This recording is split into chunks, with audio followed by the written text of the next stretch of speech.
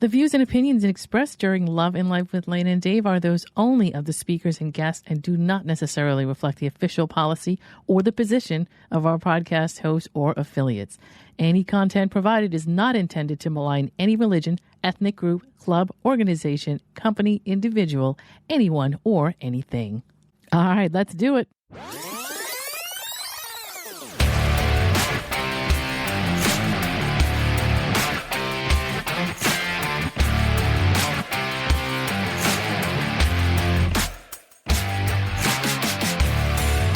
You're listening to Love and Life with Lana and Dave, the podcast where logic is power and you take control. Thank you for tuning in and making the choice to listen in and get ideas for your own love and life. Now, here are your hosts, Lana Williams and David Vaccaro. I'm David. I'm Lana. And we're back How officially. you been for the past week? We are back officially. Spectacular. Have you guys had a good week? It's been... Yeah. Are you wearing the same shirt you were wearing last week? No, it's just a figment of your imagination. Oh, okay. Yeah.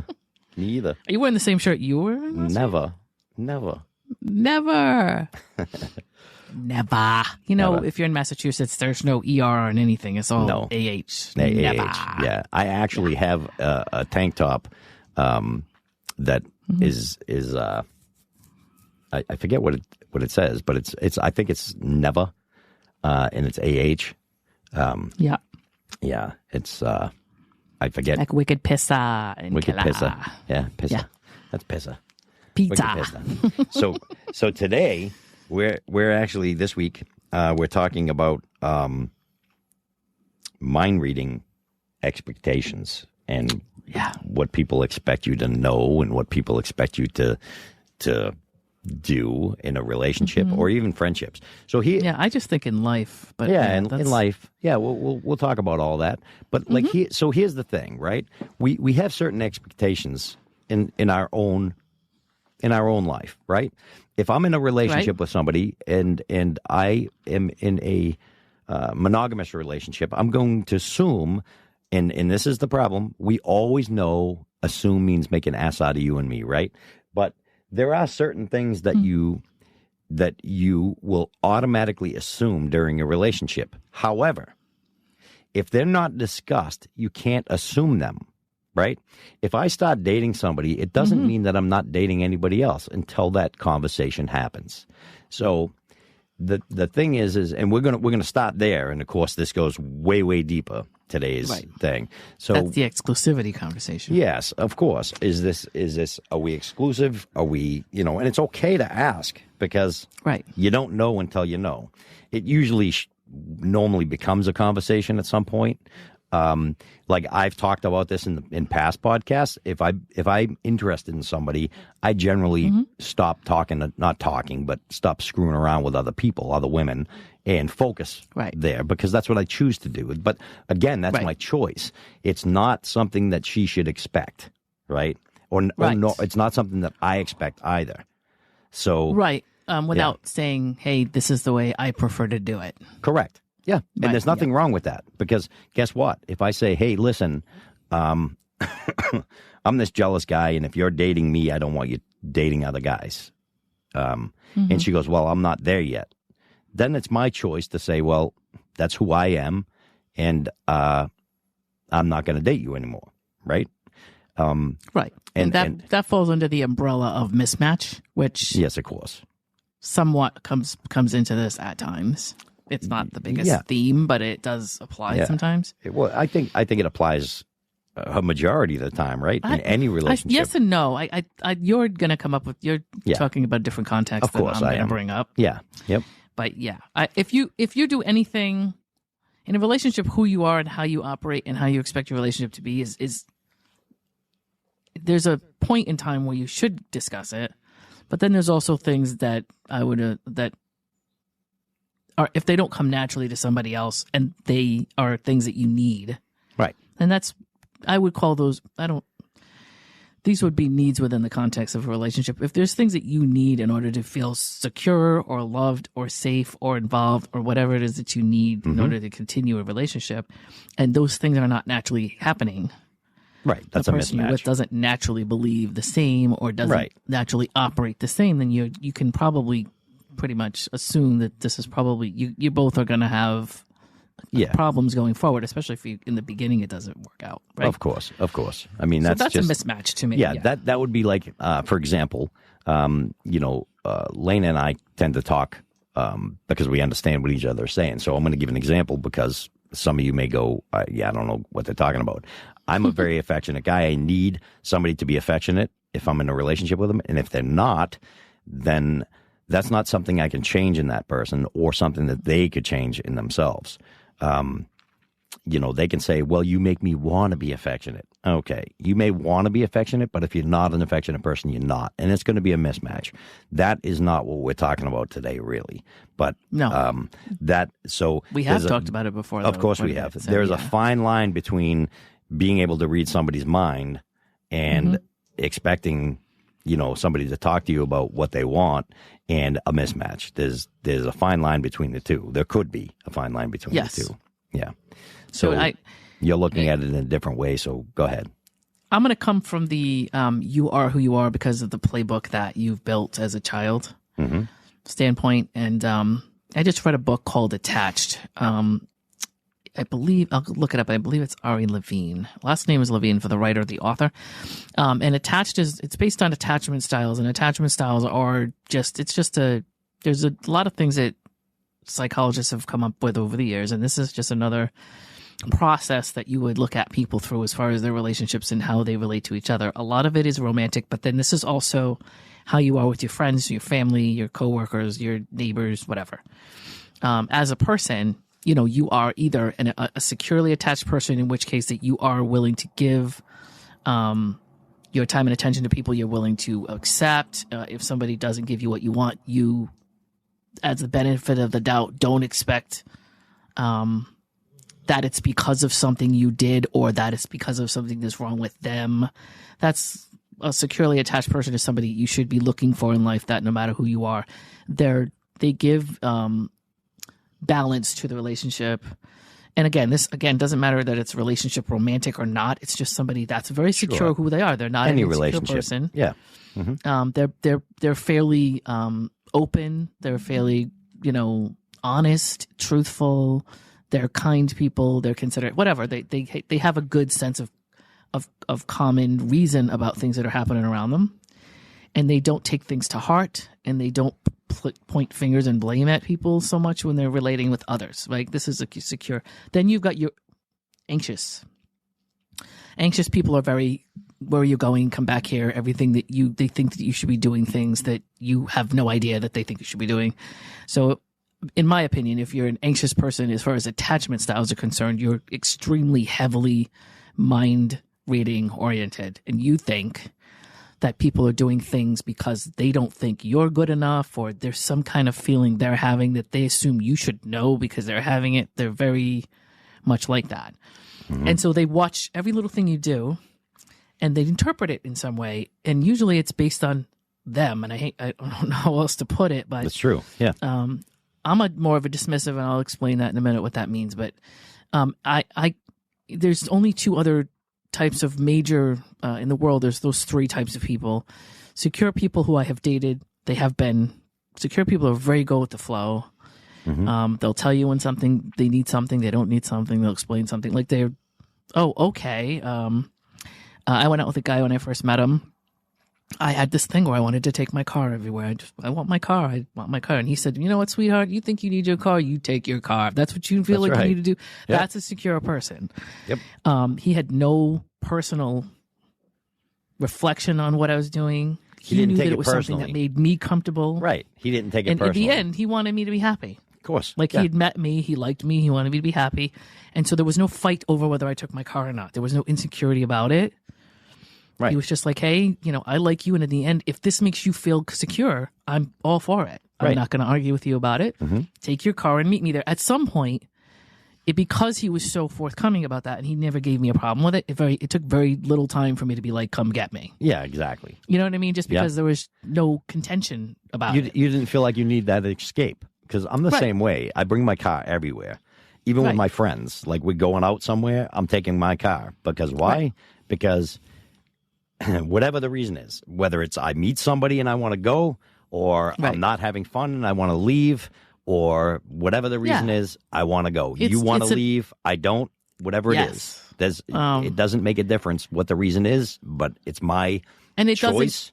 I think that if somebody's dealing with you, like, it shouldn't matter what your reason is. Right. Like, it's at the end of the day, it's what you want, right? Yeah. It's what you. None of my friends feel that way. None of my friends. Anybody that you keep around in your circle, and we'll talk about that too. There are people that are going to be for your best interest or not. But if you're an anxious person, what other people do is, like, there's almost nothing that you perceive in the world that isn't about you in some way. Anxious people are very exhausting people. They tend to be the ones that I end up dating only because of odds in science, right? Secure people end up in relationships and they're just lengthy, long-term, solid relationships because of those type of people. Sure. They can date, anxious people. They can date dismissive people or other secure people. They're the kinds that are, like, interchangeable with, like, just about any type. And because they're so go with the flow, they usually calm that other person's whatever the hell, what have you. Whether it's I got to get away as a dismissive and I need space, or I need to know where you are every second. A secure person will, like, usually balance that out really well and almost not completely get rid of those traits, but they just very calming and reassuring for both sides. Right.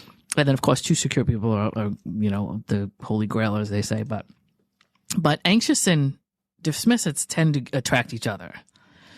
And anxious people are like, I need you around me. I need to know every minute that you're still into me. You texted me 3 times yesterday and you texted me 2 times today. Why? Like, they're those type of people.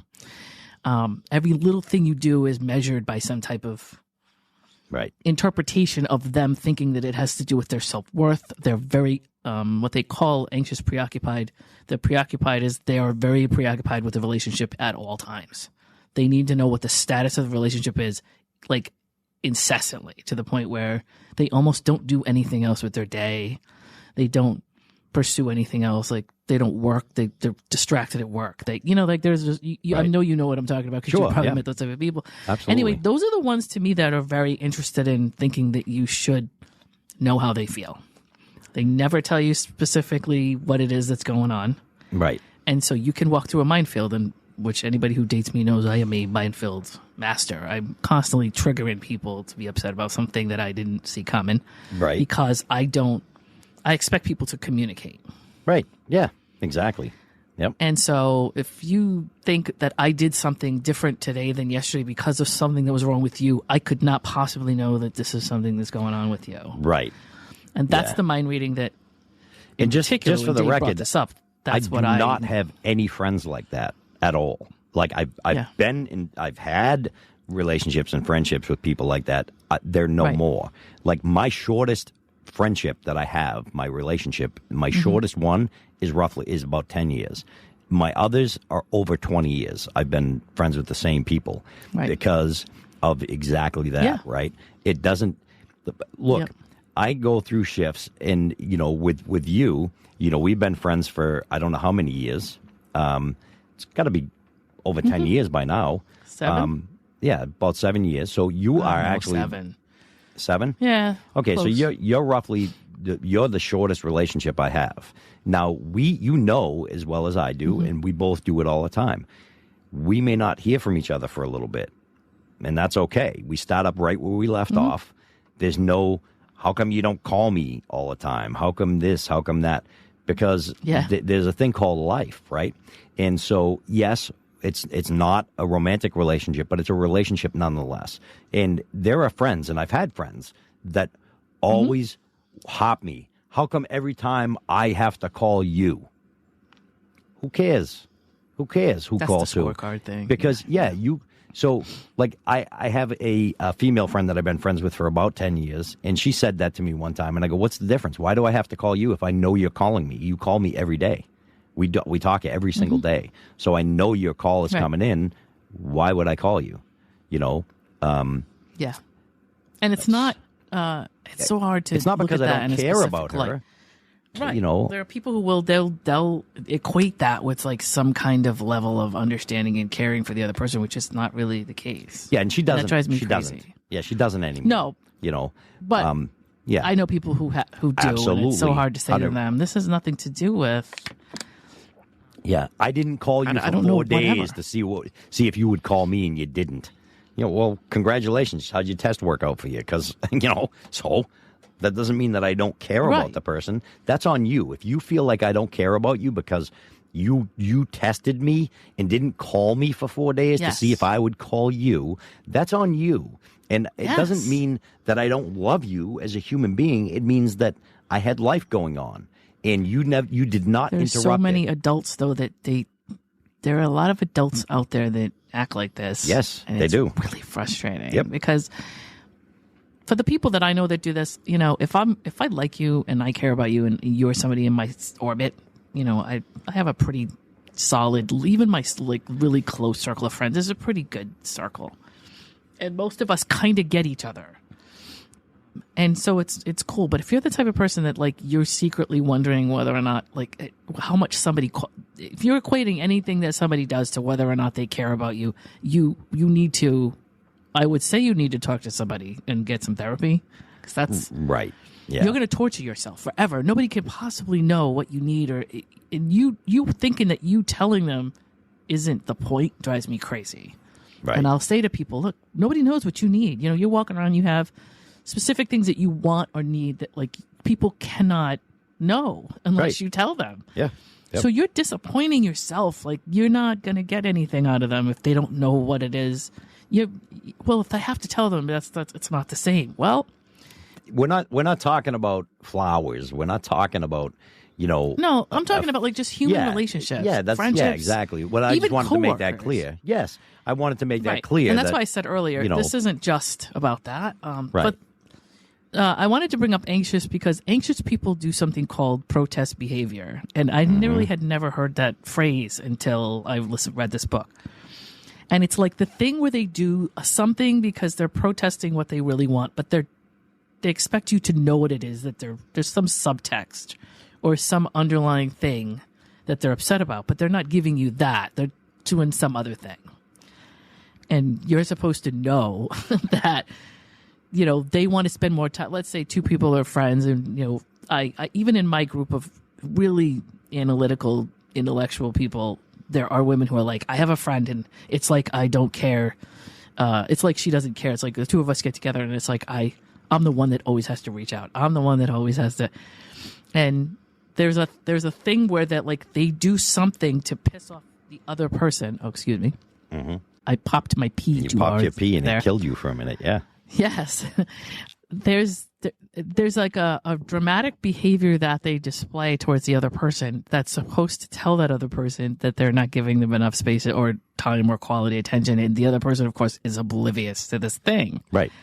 And I love protest behavior because it almost explains exactly kind of what they're doing. They're waving this flag and you're going, yes, you're waving a flag and I see you waving a flag, but I don't understand what you're waving the flag for. Right. And they start persecuting you for not knowing what the flag means. And you're mad because they're not telling you. And they're like, I don't think I should have to tell you. And this thing goes on for I don't know how long. These are the anxious people that I've dated or I've had in my life, even friendships. And it's like, God, can't you just call me and tell me? Just tell me. Hey, there's this thing that's going on and it's just really pissing me off. And it's this is the bottom line. It's not how many times you called me. It's not that you did something and it's usually something that you two have as friends or whatever have done or there's some kind of, well, I wanted to watch this movie and you decided that you didn't care and you watched this movie and you're just kind of what? Why are we talking about what movie we're watching? There's always one person, and as a dismissive, anybody who knows me could know I am clueless about what somebody is trying to tell me. I just don't understand it. Because I'm literal. So when you talk to me about what movie we saw, I'll scratch my head and be like, well, who cares what movie we saw? Why are we, this is a really big conversation about something that stupid. And so that's my response to it. But it's because there's this underlying upset that you have with me about overall, you feel like you have to spend more time calling or you feel like you have to put more effort in or whatever. So I'm going to say that to me. I'm going to interrupt you for a second because you said that, and it's interesting because this is what I always used to think. So we all know what we refer to as somebody in our family is the patriarch of the family. They're the person that my great grandmother used to put together a family reunion once a year, a big family reunion. When she passed away, guess what? There was no more family reunion. She was the one that used to. Happens. She was the one that used to plan. She was the glue. Okay. So why is it not okay, or why is it a problem when I'm the one that always has to call and make plans? Well, guess what? You're the patriarch of that relationship. You are the one that makes the plans. What's wrong with that? That's okay. And because I'm not really the guy. I agree. I'm not the, well, that's what I'm saying to the person who bitches and complains about it, right? Right. It's don't like, do it. I tell people just don't do it if you don't want to do it. But don't do it and then tell us we should all fall on a knife for you and we're not appreciating it enough. Just don't do stuff that aggravates you that much. Or just do it because that's part of what you do in the relationship. You're not in a relationship with you. You're in a relationship with another person. I agree with that. That would like be somebody telling me, hey, listen, I'm a very organized person. I expect you to be organized too. Well, no, because if I'm in a relationship, and now I'm talking romantic relationship because it would be somebody that I live with, right?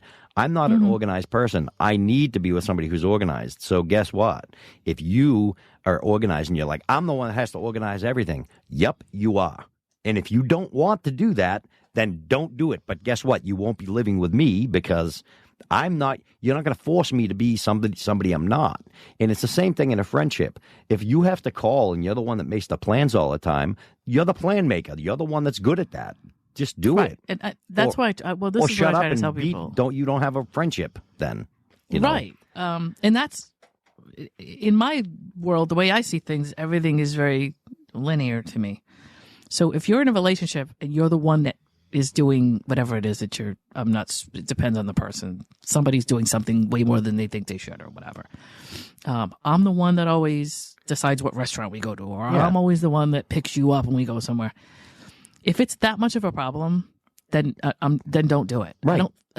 I actually don't think the other person would even really be upset about that thing. But like, if you don't tell them, they have no idea. They're like, well, she likes to drive. She likes to pick me up. She likes to pick the restaurants. They don't know sometimes that you don't like what you're doing. Why would you volunteer I want to share something with our listeners right now. Yes. And I'm going to ask you, Lana. Mm-hmm. Yes. Who schedules our podcasts? Me. Yes, you do. Every single friggin' time, right? Because and that's the way it works. Are you mad because I don't schedule them too? Do you feel like I don't care because I don't schedule them? Of course not, although right? I could go up and down you a little bit about my response time on that. And I love Dave. The only reason I would really give him any shit about not responding to me right away is just because I'm trying to schedule something. Right. But it doesn't matter. I don't think he cares any less about me. No. And sometimes it's like, hey, can I get a response so I can make this plan or not, or move it or whatever? I don't really care. But sometimes But again, happens. it's not going to, it does not ruin our friendship. No. It does not ruin the podcast. The podcast still happens. But yes, Lana is the one that schedules. And she's always the one going, hey, when can you do a podcast? I have this time's available. Every single time, every week. Yep. It's Lana that comes to me and says, when can we schedule it? Because if she don't call me, guess what happens? The podcast doesn't happen. It's just fucking so, and I'm not that I don't want to do it. I do. Right. But like I am just again, I'm being straight. I'm not an organized person. Yeah, like I'm not like super organized, but I'm the type of person where like I'm going through my week and I need to know what I'm doing in the next 7 days. And so I'm in the middle of putting stuff together. And so everybody that I talk to, almost everybody that I get together with, I throw out the first text because I know personally that a lot of times it's not going to happen if I don't do it, because people are buried in their lives and they're just not going to remember somebody will say to me today, yeah, we should do that. And like, if I don't talk to them, like I won't talk to them for another 2 months and we'll never do anything. Right. So now don't get me wrong. When I do schedule something, I'm not going to get mad at you. I just was speaking to somebody yesterday about, hey, it's if I ever call you last minute or ask you something last minute, I don't ever think anybody should do anything, but last minute especially, I understand, right? So, hey, I got this free time tomorrow. Hey, do you want to grab some coffee or whatever? I know we haven't talked to each other in a while, and if you can't do it, don't feel bad about it. I completely understand because I can never do anything last minute. Of course. So I never expect anybody to drop everything either. Right. But it's one of those things where it doesn't, I never get upset if somebody can't do something. I just need to like kind of get a view of my next few days. I mean, you're far more of a scheduler than I am, for sure.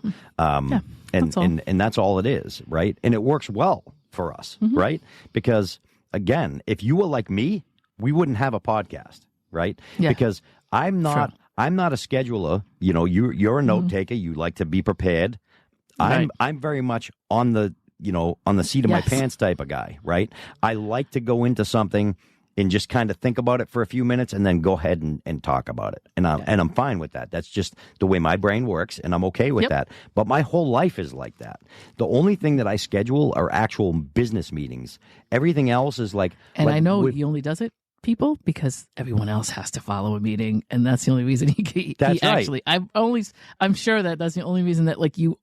What do you want to call it? Conform to a meeting type structure, right? Is because everyone else there's no choice, right? I don't have a choice. The meeting has to be scheduled, and when we schedule, in fairness, we do schedule like we scheduled this to record this today, and here we are, right? I will stick to a schedule. Actually, we did, Dave. I told you when I was free, and you told me today you were ready. Right. That's what you did. I know. So you threw it at me a little last minute. I did. But I know that if it needs to get done, I have to like, okay. Yeah. So, yes. Yeah, I said, how about today? Anybody that says, hey, want to do something today, if they have any idea, if they could see my face, they would love it. It's funny because she actually sent me the text Thursday or Friday saying, which day would work best for you, Saturday or Sunday? And I responded today. How about today? Oh, and it's Sunday.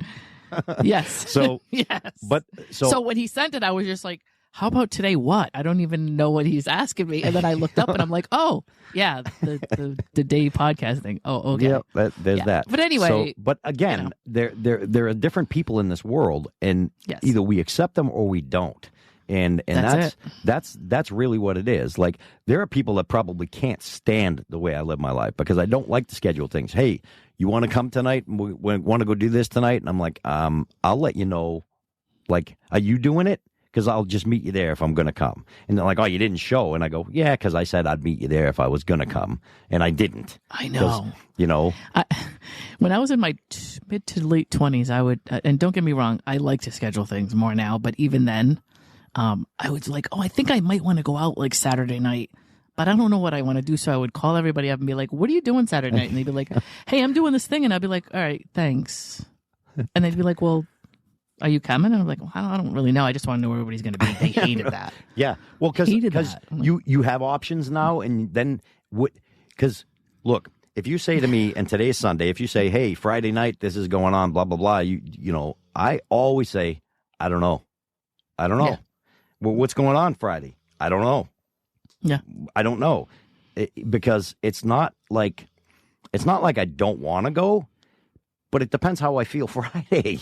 You know, in all fairness, it depends. I mean, look, if it's something important, if it's a scheduling thing, if it's, you know, I'm going to go out for dinner with a friend, that's different. I will schedule that stuff. Whatever. Yeah, that's shit. I hate that too. I hate that too. You have to do it. Yeah, but I have no choice, right? Mm-hmm. So, but yeah, back to the mind reading thing. Yeah. The only other thing I wanted to bring up quick on my notes, that I always have, is projecting onto others what you think they're doing. And again, having your own personal, subjective understanding of something based on your little world that you live in. And when somebody does something, you saying something like, and I saw this the other day, and I'm like, this is why I think I wrote this down in the notes. Anybody who does this, you know that means this. Ugh. That's like an absolute statement to me. Absolute statements are, I'm too lazy to know that everybody has a different personality. I'm too lazy to consider that people do things for different reasons. And I'm also very self-centered and think everybody does everything because of me. What they should say is what I think they mean is this, because it's your own belief. That's all it is. I think they should say, this is how I take it. Yes. And then everybody can go, well, that's great. You take it the way you want to take it, but it's not what's going on now. I had a conversation earlier this week with somebody online about, I can't remember what we were talking about, like, how long we've been single. I can't remember how long he said he's been single because, to be honest with you, it wasn't really that important to me, so I didn't retain it. But anyway, I said something like, I've been single 10 years, which is true. I've never really been, and I've dated, like I'll say 10 years because I haven't been in a serious thing for 10 years. Yeah, that's what I say I've dated, I've met somebody here and there, dated a couple months, dated a couple weeks, whatever. But I don't really count all that stuff. That's sort of me to part of the process or whatever. And he said, oh, so you're a player. Love that. Love and that. I said, I get that and all now the I don't time, get too. mad. No, I don't You know either. me, being the person I am, I'm a wicked scientist, so I put my little white coat on and my little glasses. I got my little clipboard and I said, what makes you think that I'm a player? Like, can you tell me that difference between, or can you connect? I haven't been dating or haven't been serious with somebody for 10 years and I am a player. Can you please put that in an equation that makes sense to me? I'm fascinated with you thinking that that's the conclusion of what I said. And I want to know I want to know what your reasoning is for thinking that that's the reason that I said, first of all, what do you mean by player? Oh, well, you don't want to settle down and blah, blah, blah. I'm like, that's a lot of information that you like completely pulled out of nowhere with no information. I know, right? So, I'd like to know what makes you think. And people don't really like me because I don't, there's a girl that in my group that says to me, you never follow the script. You don't follow the script. If I'm talking to a guy, I don't know what he expects me to say, but it's never what I actually say. Like he thinks he's going to get a certain answer out of me. And usually when guys talk to me, they know or they expect I'm going to say this, and then that way they can get this in. They've got like 3 or 4 responses they ahead. have a script that they plan, so that they say something, they expect a certain response from you, and when they don't get that, it fucks up their whole script. Yes. Now they don't know what to do next. I never give you the answer you want. When I tell you, you might as well forget it. I don't think I really never do that. Yeah, I generally don't I don't either. ever take what you say as anything. I always go like this. That's interesting. Tell me why it is that you believe that. And most guys are like, oh, I have to like back up what I just said. Like I don't even expect to get that. Yep. I don't, And so a lot of them are thrown off. I usually get like some kind of dismissive, I'm difficult to deal with answer that they don't, oh, you're too difficult. Or I'm not I call it the Schrodinger's joke. Like, oh, I was just kidding. And then I go, like, it's okay that you were kidding, but could you explain the joke to me? Because like I didn't even know that was a joke. Yeah, I don't get it. And they're like, what do you mean? What part didn't you get? I'm like, well, the part that was funny. I didn't like, can you set the joke up for me? Because I totally missed it. Yeah. And then at that point, they usually stop talking to me, which is fine. Yeah. But like, I don't even talk to anybody anymore to relate. I'm very interested in what makes people say the stuff they say. And it's not even personal to me anymore. I just like, I'm fascinated by like, I like to take people apart like I pull the legs off of bugs in a little petri dish. That's me. I almost, you know how I don't believe in dating, like the traditional dating, right? Like meet somebody and go on a date. Right. I almost want to say, hey, do you mind if I record this conversation that we're having? This could be a really good podcast later. Oh my Christ, yeah. Because I get the same thing all the time. Oh, you're a player. And I go, what, how so? How am I a player? They hate that. That's exactly it. How so is my favorite thing. So I got that from you, actually. You say how so a lot when we're having conversation. But I'm always able to continue on the conversation when you say how so. I'll tell you how so. Because I don't just pull shit out. And I don't just pull shit out of my ass to have a conversation. We have a intellectual conversation. So I expect there to be questions. And the how so is a question. But I use that a lot in the dating world. Because throws people off, they don't like it. You've been single for how long? And I go, well, I'm going on 12 years, 11, 12 years, something like that. And they go, oh, so why? And I love that. Well, I haven't met the right person yet. Well, I date. I have, friends with benefits or whatever. Oh, so you're just a player. And I go, how so? How am I a player? And they'll go, well, you just want to sleep with somebody. I go, I absolutely don't. I want to build something with every single person that I meet is an opportunity to build some sort of relationship. Where it goes, I don't know. But I like it to be, you know how I am, I like it to be organic, right? And it grows to whatever it's going to be. And they don't like that answer. They hate it. Yeah. Because this probably speaks to that expectation of people. There's a certain... I don't know if it's that people don't know how to screen prospects or what it is. But when they first start talking to you, there's this whole set of things that they think they're using to screen you out that don't even really make sense. So, and I know this because as somebody who's never been married and have kids, that's a screener for me. So that's going to be a question I get. What do you mean? You don't have any kids? You've never been married? That immediately puts me in the category where like I've slept with everything that moves. I'm not sure why. Or like, you're crazy and you just, you weren't worthy of marriage or children. Right. I love that. Yeah. Nobody else wanted me. Like it was never correct. My choice. That's my favorite. That's probably what most men think. Yeah. Right? Most men will go that route. Oh, she never had any kids, never been married. That's a red flag. And I go, what? Right. Okay, fair enough. Do your thing.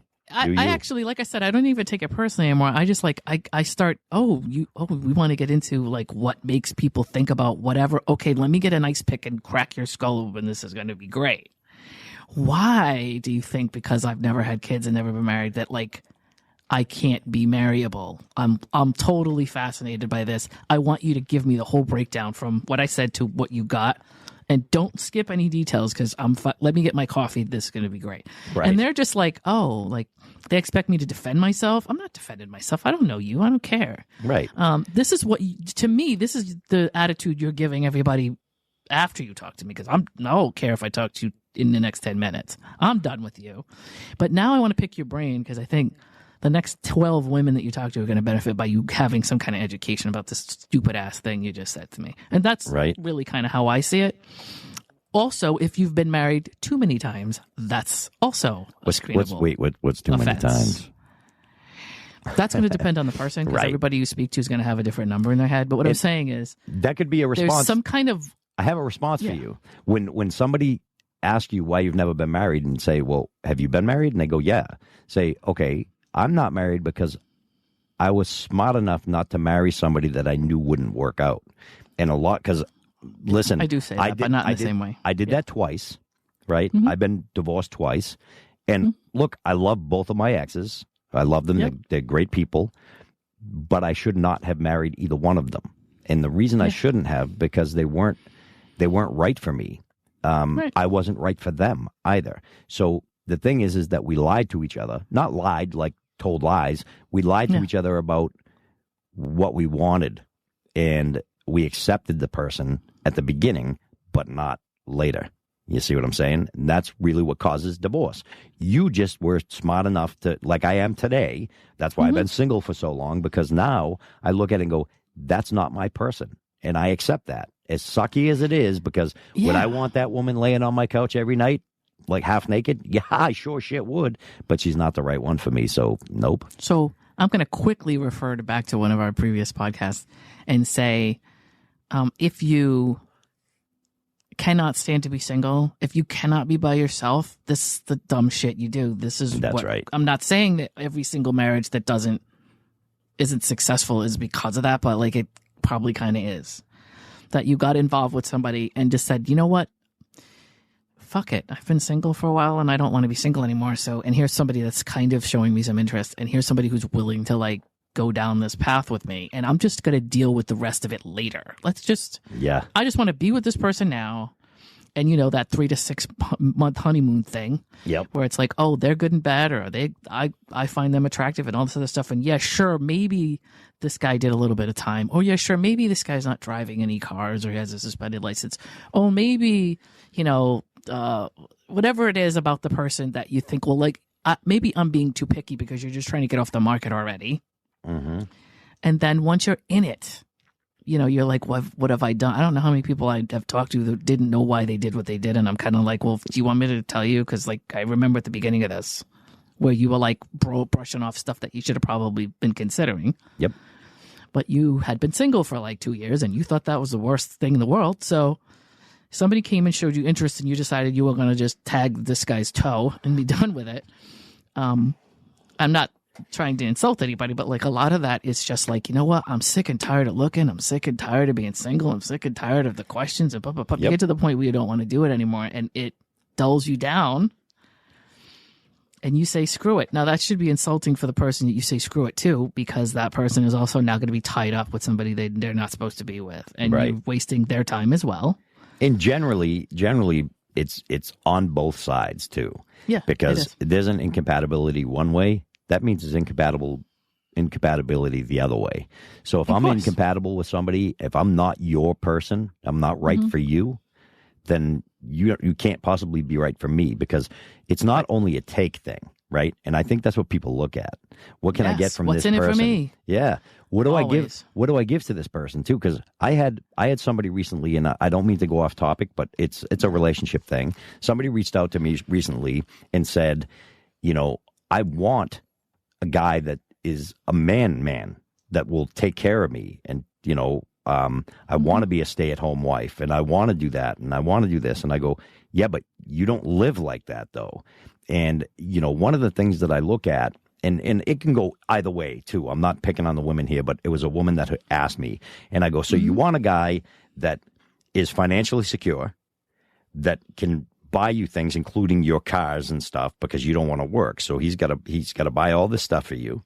And he goes to work. He's got one job, and you want him to support the household like that. But you want him also to come home and help clean and help do all this other stuff.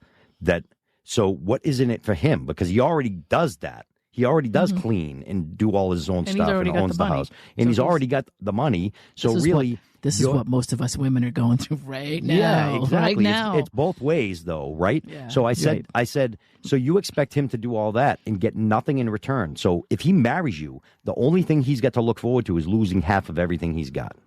Right. That's it. I go, what do you bring to the table? Well, look at me. I go, who gives a shit about how you look? Because you don't sound like a good catch to me. Because if you said to me, and I have no problem with old-fashioned, you want me to make the money, you want me to take care of you, you want me to buy you your clothes and do all that stuff, I would never say you don't work as long as you do work. And your work would be in the house, right? I expect to come home to a clean house at that point, because that's your job. You expect me to come home with a paycheck? I expect to come home to a clean house. Is that unreasonable? If you want that, then I want this. I don't mind working with somebody who works too. Being with somebody that works, between I'm not against it. You hire somebody to come in and clean it, whatever. Right. But somebody gets it done. Yep. It just, for me, obviously, in any relationship, it's going to be based on those two. I believe those two people and what they want, right? So nobody can come along and tell you that your marriage is built up the wrong way, or that you're doing it wrong. If you're happy, and you and that person that you're with have made an agreement that you both are happy with, whatever it is. But yeah, you cannot. I understand that it's tough to, and believe me, I'm out there sort of dealing with the dating thing, and I know how tedious it is. And you really do sometimes go, I really don't think I don't know if I really want to be not single, because this is exhausting, and I don't know if I care enough to do this. Yeah. It's really how you feel, and I'm not saying that you could be completely right about that. I mean, sometimes it really isn't worth the effort, and so I can't blame people that decide that they're going to take breaks on this, but yeah, you can't, if you aren't with the right person, if you're not matching up with the right person, that's another kind of, we've talked about it before, that's another kind of arena where mind reading kind of comes into, or people that think mind reading should be part of the deal. But if you have, I don't know, I personally believe that if there's something that you want out of another person, and this is your friend, your family member, your coworker, your relationship, whatever it is, if there's something that you're not getting that you want, I don't know why you wouldn't say anything about that. Right. You cannot blame the other person for not giving you what it is that you need. Nope. If you can't convey that, and the fear of, if I say this is what I want, then I'm going to ruin this relationship. People got to stop thinking like that. That's silly, because cut that out. You don't belong in that relationship if that's the case, right? Exactly. You just have to find out right now if the both of you are on the same page, today. And then if that's not the case, then okay, well, we're on the same page. It should be easy as that. But it should be. But people are afraid to say something because they think. That's crazy to me. Yeah, I know. And, that kind of is, so somebody posted on Facebook the other day, what's your honest reason you aren't dating anyone right now? And my response was, I enjoy my peace and haven't met the woman who adds to my happiness instead of taking from it. And that is and, I get a lot of PMs for that. Well, why would anybody take from your happiness? I go, well, you're supposed to be, I'm happy today. I'm single. Why would I? But why would anybody? But yet people do. Yeah. Even though that's a good question. Yeah. I mean, why would I? I mean, I completely don't understand why not everybody thinks that way, right? If I bring somebody into my life and my life gets worse, what the hell am I doing? You know, that's it. That doesn't even make any sense. There's a song by, go ahead. We had the conversation before. If you go to a restaurant, it's supposed to be good and the food looks great and everything's good and everybody tells you how great it is and you taste the food and it tastes like shit. You don't you don't go back there again and go, let me go have some more of that shit. But because everybody else thinks it's supposed to be people okay. do. People do because they're hungry. Well, I'm hungry. I don't care. Well, that's There's a song that TLC put out years ago, and there's also a Tyler. What's wrong with me today? Ooh. I can't think of his name. Isn't that crazy? He's had a million movies. Why can't I think of his name? Anyway, the movie's called "I'm Bad" or "I'm Bad by Myself" or something like that. And TLC has that same song, and it's called like if I want to ruin my life, like I don't need somebody's help to come do that for me. The theory of that, or the theory or the meaning behind that is like, why would you actually go out and seek another person to come in and destroy your life? Like, you don't need help doing that. You can do that on your own. You could rip your life up by yourself without like having all of the extra hands on deck, if that's what you want to do. So like, if you bring somebody into your life and they make your life worse than it was when they weren't there, like that's a backwards approach. That's not a good way to. It doesn't make sense. I mean, obviously we're a logic podcast and that's how we operate. That's right. So yeah, I also believe that if you are a mess and you kind of need to get your stuff together, then finding somebody that doesn't have their stuff together and saying that they need to get their shit together to deal with you is like kind of crazy to me. Obviously we all have people in our lives that aren't perfect, right? But yes, it is how do you bring something in and how do they, not what do you get from them, but like also what can you offer them? And then a lot of people don't think about what they can be good for or useful for or offer the other person. And so, for me, it doesn't, like Dave was saying, it doesn't make sense to bring somebody in that's going to make things worse than like they were when they weren't there. It just like, why would you do that to yourself? I mean, like you could take a hammer to your toe and it'll hurt, but like, why would you do that? Yeah, you wouldn't. That's kind of the same thing to me, although, right. Like, but why would you let somebody else do that? If you drop the hammer on your toe when you're like 7 and you didn't realize the hammer was that heavy or you didn't put shoes on or whatever, okay, then now why would you go back and do that again, like purposely? Like nobody would why do would that, you let right? somebody else do it, right? Knowing it is going to hurt. Why would you do that? Right. And it's just like it doesn't make any sense to me. But a majority, and I would say a majority, I'm not going to even say some people, a majority of people do that. I mean, I have friends all over my life that are in bad relationships, and all they do is keep going back and doing it again and again and again with the same. Why? Like, I don't get it. The definition of insanity. I know. Because people are in denial about, one, their own personal flaws and things that they need to fix before they get involved with another human being. That's 100%. The first.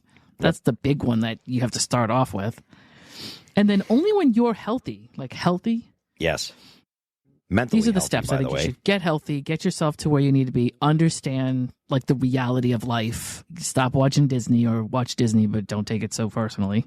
Yep. And then understand like what is it that you offer as a person, and then try to be. It's not as simple as try to be who it is that you want, but it's kind of like that. Right. Yeah. You want to have some kind of fullness and healthiness and wholesomeness to yourself before you go drag another person into it. Well, here's a little trick too. When you become healthy, and I've talked about this in the past. I had a 1 year relationship, and I was totally in love with the girl, and I left her, and we had a conversation, and it was a civil conversation. We never fought in the whole year we were together. Not one fight. However, I started noticing the growth pattern was not going to be the same as I would need in a relationship, right? I could see things were going to not work out well for us later. And it started bothering me because I was expecting certain things to be coming, and I would talk about it. And she would say she wants those same things too, but her actions were not saying the same thing. So eventually I started getting angry inside, and I said, okay, that's where it ends for me. And because I'm a logical person, because I'm mentally stable in my own life, I was able to sit down, have a conversation with a person that I was totally in love with, could have spent the rest of my life with, had that not gone that route, and we were missing some things, and we had a conversation about it, and I said, I'm going to call it. We'll just be friends, right? And I love you, and I'm always going to love you. You'll be part of my life till the day I die, but not as my girlfriend, because if I kept going in that route, I would have ended up hating her. And I don't want to hate anybody, but that's the thing. The relationship maybe wouldn't have worked anyway, or whatever. It would not have worked. I was already starting to feel bad about it, right? And now I'm feeling bad because it's not. I could see it's missing stuff that was needed, and I'm not going to get into the personal side of it, but it was missing things that needed to be there, right? It doesn't matter. It mattered, yeah. Right. Of course it mattered. So the thing is that when you are mentally stable, like Lana suggests, is you get your shit together before you go out and try to give somebody else your shit. Get your shit together, because then your breakups are a lot easier too. They're more based on logic than emotion. I could have just stayed with her and struggled it out and been miserable and been like, well, this is what I'm going to get. So easy. That's like, what do you call it? The road less traveled is really the harder way to go. Yes. But if you know it as a person that, okay, you know me, as I always say, that dating and relationships are a process of wanting to know more until you don't. Yep. So you will meet somebody, you'll learn all about them, and then you'll continue to want to know more about them. And at some point, you're going to say, you know what, I've learned enough here. That's right. Now, that may be when you're married. That may be 3 weeks in. That may be after you've had 2 kids. Like, I don't know. Unfortunately, a lot of people are real far down the road before they get to that point. And the only problem at that point is it legal? We have kids involved. We have property involved, things like that. But they have mostly decided, okay, yeah, I don't want to learn anymore about this here. This is like, I've hit a dead end. I've hit a wall. Yep. So that's really what dating is. It's a narrowing down process, a funneling process. So this is a weird visual in my head, but it is. You start out with a whole not bunch knowing of shit. anything, and as time goes on, you narrow down to who they are. Yep. Who they truly are and what you truly want from them. Right. And hopefully, if you're good about it, you should try to get all that done before you start getting involved. That's where communication comes in, right? But like a lot of people are like, this will go away. I'll just ignore it. Because they don't want to lose it, right? That's what you said earlier. Lana said earlier that people are afraid to lose it, so they don't want to say anything about it. Well, damn it. I want to say something now because I want to know what your intentions are. If your intentions are not my intentions, then we're not compatible. Let's move the fuck on, because I'm not going to wait until I'm married and have a child with you and then go, shit. It didn't change. Now you're involving. See, this is the thing. Well, how much do you care about other people around you? Now you're involving some child in this whole thing that didn't need to be dealing with this. As you say, I will, if somebody's with you and you decide that this isn't what you want and that other person doesn't want to believe that, and you stay with them for that reason. And don't get me wrong, if you're going to trial something for a little bit, let's just give it until such and such and see how it goes. Okay, if that's what you want to do, that's fine. Just to say that you now know exactly, enough to know whatever. You need to make sure, you need to confirm, whatever. But if one person doesn't want it to end and the other one doesn't, you stay with that person that doesn't want it to end. No matter how they feel about you, you are now wasting their time. You're like wasting their time. They're with somebody that's not for them. Yep. And even if they don't know it and they've got their brain chemistry going and they think you're, of course, the one. Right. You're now on borrowed time with that person. So now you're now taking from their life. Now, some people don't care about that and will say, I don't care. It's all about me. Okay. But you should feel guilty about that, because now you're ruining, even though they will hate you for leaving, you're borrowing time from them. They won't hate you for leaving if you leave at the appropriate time. And I'm going to tell you, I'm friends with all my exes, because not all of them, the ones that I didn't early on that I didn't leave at the appropriate time. Can't understand why I left, right? Can't understand all that fighting that we did. All that fighting is caused by it's because we're not compatible. We're not the right person for each other, and we fight about it because when you find yourself fighting with somebody because you always do this, you never do this, which I hate. Nobody always does anything and never does anything. There you go. That's protest behavior right there. Exactly. So if somebody never does something, then why the fuck are you expecting them to do it? And why are you getting mad that they're not doing it? If they never do it or they always do it, then that's who they are. Why are you getting mad about it? You chose them because they always do that or they never do that. And that's just who they are. And that's the thing. It's okay. Exactly. I tell people all the time, look, and I'll use affection again because I don't want to give up all my secrets, but affection has been beat to death by me. I want to be with somebody who's affectionate. If they're not affectionate, I can't fault them for that. It's who they are as a person. Now, here's the thing. I've had people say, well, he's not affectionate about guys that they're with. And I go, well, if he's not affectionate, and trust me when I tell you, then he's just not an affectionate person, and that's okay. You have to accept that he's not an affectionate person, but you also have to accept that you need affection in your life, so he's not your guy, correct? Yes, that's true. But he says, I make him feel like he wants to be affectionate. I heard that all the time.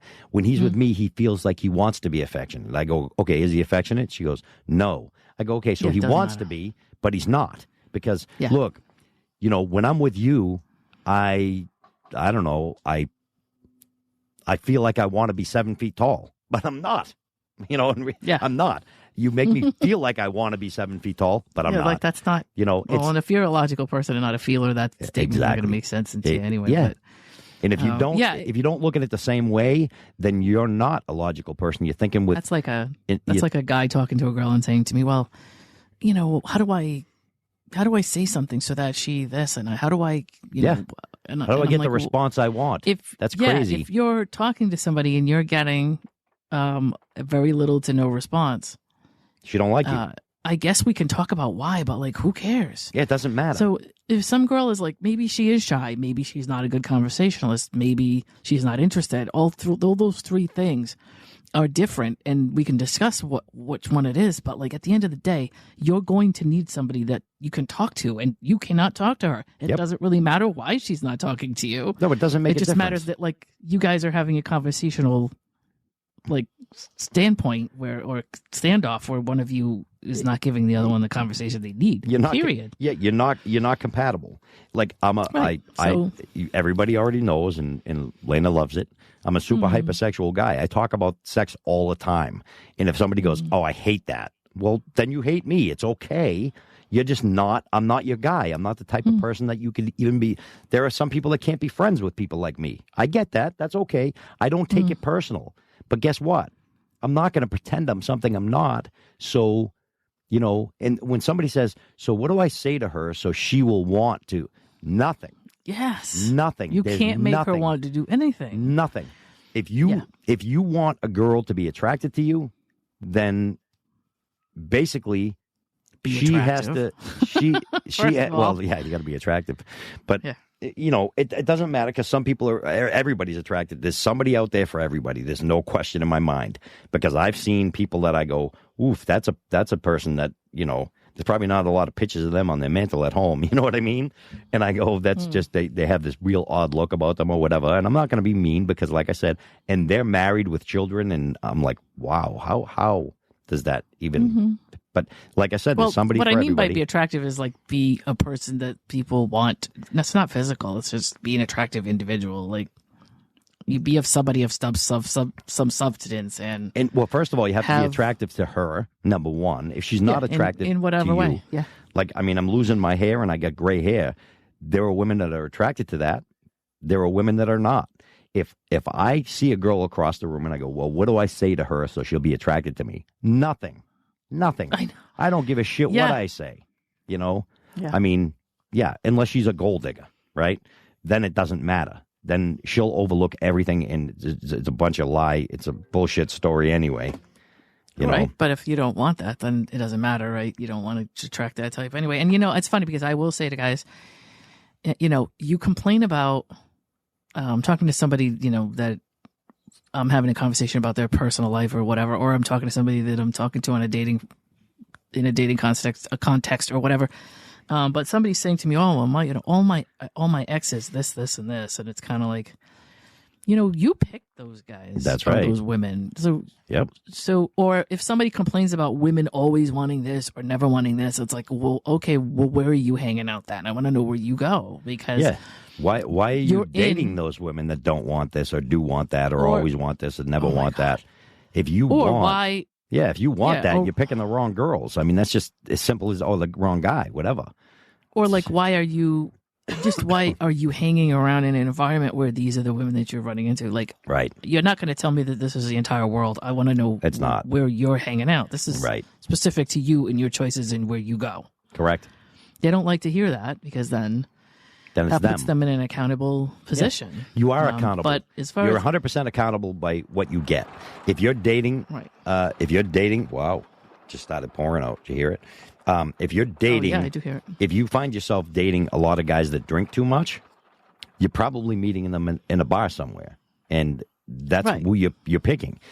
Chances are pretty good you meet a party girl. It's a Tuesday night, and she's hammered, and she's partying and dancing, and you go, wow, she's hot. Don't expect her to be the type of person that once you get her home and get her into your relationship, that she's not going to be like, well, I'm going out with the girls Tuesday. It's, it's Tuesday, it's Wednesday, it's Thursday. It doesn't matter. I'll go out any night I want. Don't expect that to change. Now, that could be situational. It depends on her age and stuff. But if I go to a bar and I see a really attractive woman that's, in her 40s or even late 30s, and she's like hammered. I mean, I had that situation arise not too long ago. I met somebody that I was very attracted to. We had a lot in common, but she was a big drinker. And that's not that won't work for me because I'm not a big drinker. Sure, I can drink, but drinking is not a very important thing for me. Right. So that's going to be a matter of choice. You need to pick. You need to pick the right. Pick the right one. Right. Is that person going to match with you, or do you both have the same common interests? It's just not something that the both of you agree on, and it doesn't make sense. If they're going to be out drinking all night, and you're going to be If you want a banana, there going well. Buy a banana. Don't buy an apple and then go fuck. It's not a banana. The apple. Well, I wish. Yeah, we've done it'd be that. So nice if this was banana, but it isn't. Yeah, we've done it a million times. But it could be, but it isn't. And then, Yep. So we're here we go again. I know we do it all the time. We had a conversation 30 minutes ago. Yeah, we had a conversation in show notes, and we talked about how we wish we could stick to. We can't do script because I can't do a script, and Lana can't do a script, and we definitely go off topic and we bounce all over the place. But that's what makes us, right? And that's the podcast that you're listening to. Yeah, that's what we're doing. Love and Life with Lana and Dave, and we stay focused on nothing at all, kind of a little bit, but we still go off the beaten path, and our podcasts tend to get very long. And we said, it would be great if we could make a 40-minute podcast like everybody else does, but we can't. So, we're at the end of our show this week. This is the we have to kind of wrap it up. Anyway. Yeah. So we are Lana and Dave. So www.lanaanddave.com. This has been a good podcast. Basically, what we did just talk about was just mind reading and the theory or the means. What do you call it? The overview of what we wanted to say was like, if there's something that you think somebody else is doing for some reason and you're assuming it based on your own stuff, or if there's something that you're not getting from somebody or want to talk to somebody about and you think they should know what it is or whatever, ask. Just say something to them about it. Most likely the person you're talking to does not have any clue what it is that you're getting upset about, or, you taking it out on them or giving them a tantrum about something completely different does not solve the problem. Direct communication. Hey, I just wanted to talk to you about this thing. This thing bothers me. It doesn't matter how reasonable you think it is. If it bothers you, it bothers you. That's your thing. And they're either going to be okay with it or they're not. but I don't know why you would make them guess. Yep, It no just seems to guessing. be a lot of Nobody can read your mind, and if you expect them to read your mind, good luck. Yeah. Good luck. I have been David. I have been Lana. We will talk to you next week.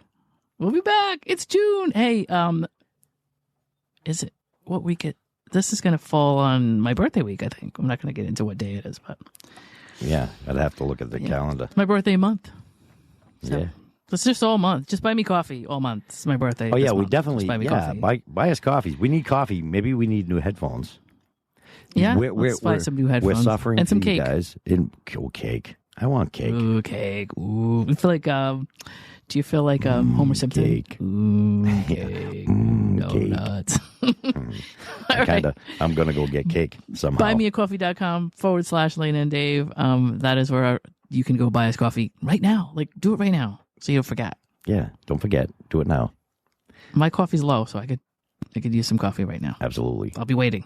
Me too. All right. Talk to you guys We'll next talk to you week. soon. All right. Bye. Hey, you just listened to Love and Life with Lana and Dave. Thanks for joining us, and we hope you enjoyed it. If you did, please share the podcast, leave us a comment or review, and don't forget to subscribe so you don't miss any new content. We'll see you soon.